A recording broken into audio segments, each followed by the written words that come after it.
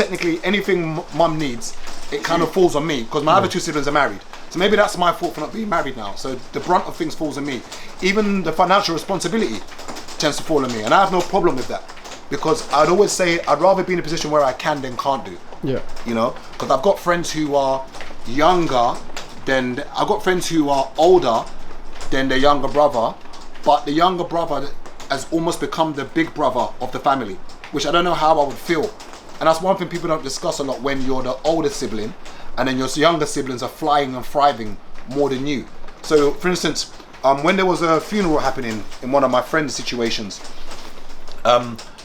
when there was in the group chat, most of the conversation and most of the decisions was almost made by the younger brother and not the older brother, because the younger brother is seen as being more financially stable and he was going to fit the bill most for the funeral.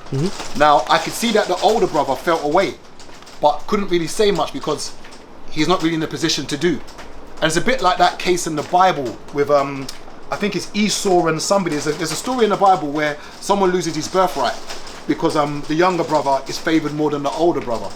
But I always wonder how one navigates that situation, especially when you've got a parent and all your parents and all your siblings have kind of grown up and it's only you left with your mum. Yeah. Should you put your life on hold for your mum or your dad? I think it's difficult unless it's case by case, but I think ultimately you're a slave to all the things that you care about. So if you care about your mum, there's certain things that you're gonna do and not gonna do. So I think for me, my sister stayed local to my mum, so if I wanted to go I could, because I have the assurance that my sister's there to kind of help and do whatever, innit?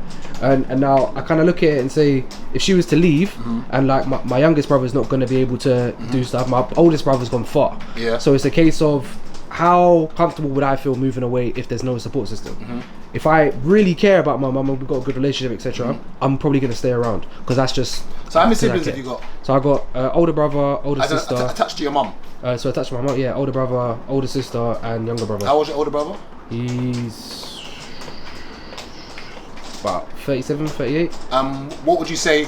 I've never discussed your older brother. No. I didn't even know you had one. He's basically roughly around our age. Yeah. Can we talk a little bit about him? Yeah, talk about okay, him. How do you see your older brother? What do you mean? How do you see him? He left, right? Like, I don't really know. But how do you see him? So when you think of your older brother, what comes in your head? How do you think of him? If I need something, I can ask him, but I know what to ask him for. Okay. If I need something. Would you say he's do you look up to him? I don't think I have. If I'm being honest, I don't think I have. I don't think he was around enough for me to be like, yeah, that's the guy I want to be. Okay. So he moved out very young. Yeah, and he's my mum's son, not my dad's son.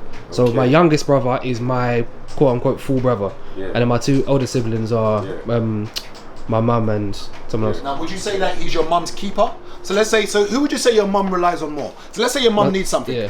Who's she calling? Who do you reckon she's calling first if she needs something? Probably my sister, because my sister's very caring. Okay. My mum won't ask me for things. I think I'm perceived in my family as like, although I can help and do a lot of stuff, I don't think people ask me for stuff. Do they see you as the baby of the family? I think so. Do you like that?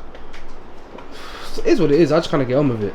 Does that give you less responsibility? So that must give you a breath of fresh air, because you know no one really bothers you. Yeah, no one really asked me for anything. Really. Do you feel that you've been babied? I would say so, because so I'm the third child. So my youngest brother, he's autistic. So technically, you could say I'm the youngest. Like, I don't want to say competent, but like person that can kind of like do things if there's a problem. Do you know what I mean? I think yeah. For the most part, I think I have been. I don't think I've had to do anything crazy, although I can. But at the same time, I've kind of been left to my own devices. Do you and your older brother ever meet up? Nah. I've said to him like, bro, like, why don't we do stuff? Yeah, like why don't yeah, but it just doesn't. Is that because of the age disparity? No, I think it's a personality thing with him. I think he's he doesn't know how to interact with like me and stuff. I don't know. Like he left the house at like 16, and he became a plumber, started a family, like gone. And what would you say was his motivating factor for him leaving at 16? That's early.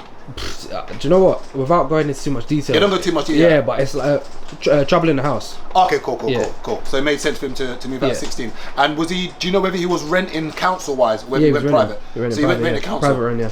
Because this is the thing, is that a lot of times, now do you know if he's bought a property? Huh? Is he renting still? He's bought now, yeah. Oh, he's bought a property. Yeah, he's bought with his missus. They got. And you know what age he bought at? Ooh. So he found the average house buyer he bought a flat. Yeah.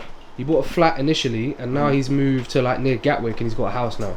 Okay. So initially, all right. According to the House Buyer Bureau, the average age that someone buys a property now is 37. First time buyer is 37. He bought before then. It's probably about 8 years ago. Okay, so he bought about 31, 30. Yeah, but he works, bro. Okay. Like, cause he works. Okay. And I think. Have you got other siblings on your dad's side? Yeah, infinite, bro. Unlimited, bro. Unlimited. What do you need, bro? You need a Jamaican rugby player that lives in Wales. Do you need the man that got the house? Like, what do you need, bro? What are you saying? How many? Bare, bro. I genuinely don't know. 15? Bro, I genuinely don't know.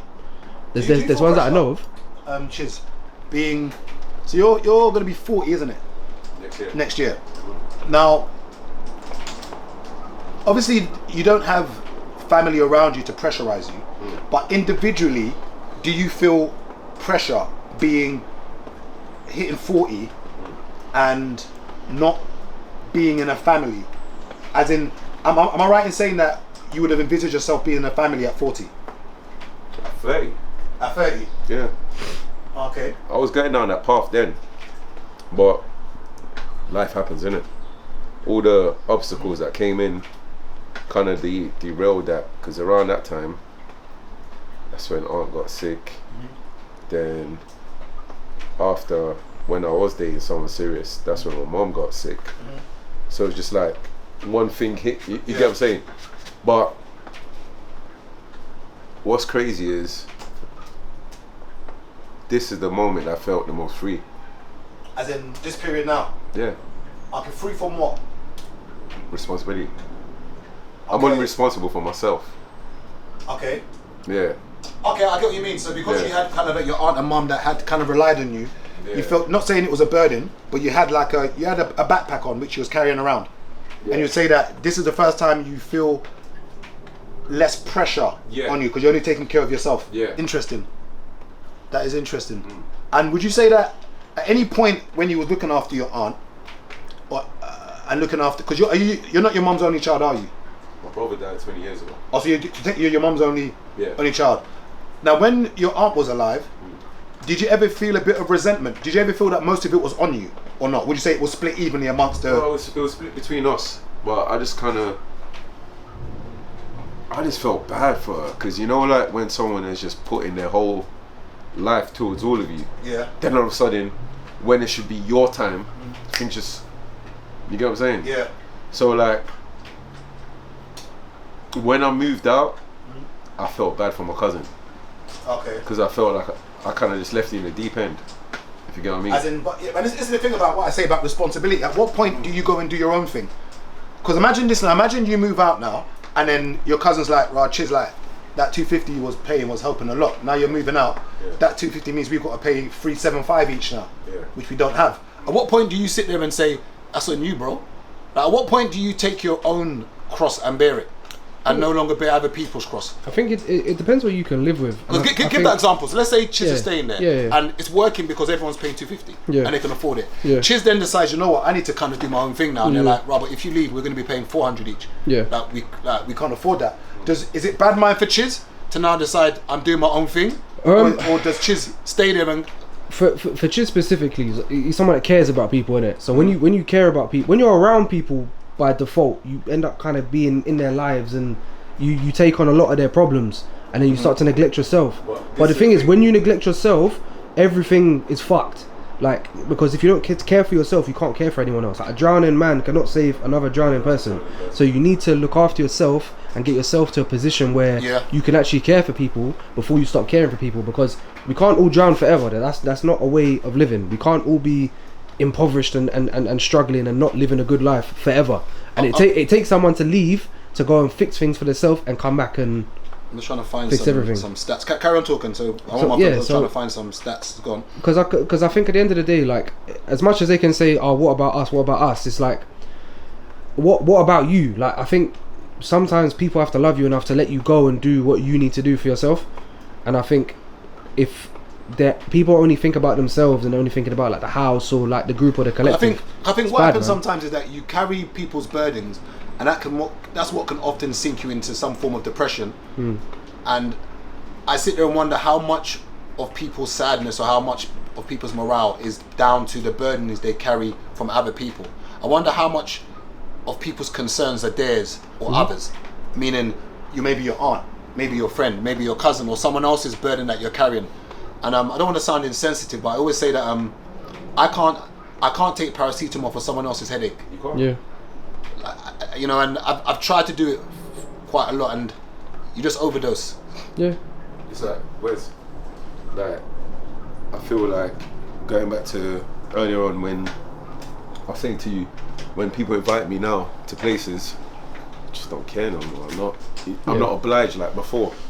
Like I said, this is a time where I felt the most free. Yeah, you don't have to care about anything. I don't care about nothing. Anything. Anything. Yeah, I get it. Like, I get it. I don't think I've ever been in this position ever. It's nice. Yeah. You wake up and you have to do Bro, your own shit. I tell you, my days are so routine here. Like, if we weren't recording right now, I'd have been in the car. Like, every time you phone me now, you're like, "Bro, where you?" Bro, I'm in the car vibing the whole day. Yeah. I'm working and I'm just listening to music the whole day. Before, me being in the car, it hurts sometimes. Like, my back, my knee. But I've got my little routine. I'll drive for like an hour and a bit. I hop out, stretch. Like, sometimes people I know see me driving past and they start laughing. They're beeping. I'm there stretching on the roadside. But I've just felt so free because now I don't feel obliged to attend 1,000,001 birthday parties because I've got this party coming and I have to be, you know what I mean, sociable and all that. Bro, like, weekend nights, I'm in my car. I was pissed on Sunday though. Some girl vomited all over my whole car.